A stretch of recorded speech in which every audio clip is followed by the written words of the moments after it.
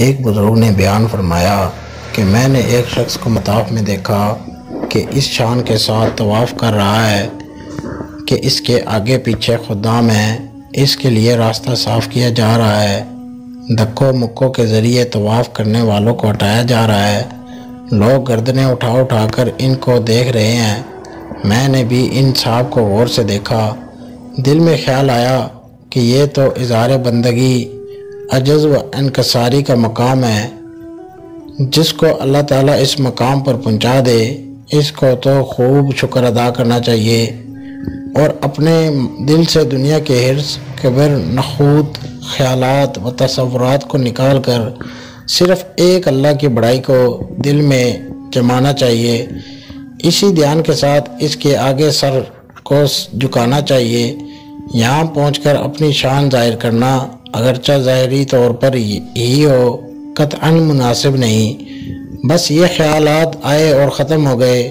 وہ صاحب بھی طواف سے فارغ ہو کر چلے گئے۔ چند سالوں کے بعد بغداد جانا ہوا۔ وہاں ایک پل کے کنارہ ایک فقیر پر نظر پڑی جو ہر گزرنے والے سے بھیک مانگتا پھر رہا تھا۔ لوگ اس کو حقارت کی نگاہ سے دیکھتے اور گزر جاتے۔ میں نے اس فقیر کی طرف غور سے دیکھا تو وہ کہنے لگا، کیوں گھور کر دیکھ رہے ہو؟ تو میں نے کہا کہ چند سال قبل میں نے ایک امیر شخص کو بڑی شان و شوکت کے ساتھ طواف کرتے دیکھا تھا۔ وہ شخص آپ کی شکل کا تھا، اس لیے غور سے دیکھ رہا ہوں۔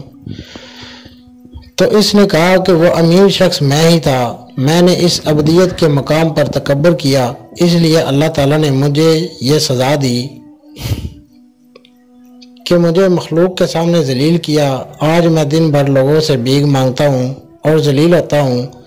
اللہ تعالیٰ ہر مسلمان کو کبر و نخوت کی بلا سے حفاظت میں رکھے اور میرے انجام بد سے سبق حاصل کرنے کی توفیق دے۔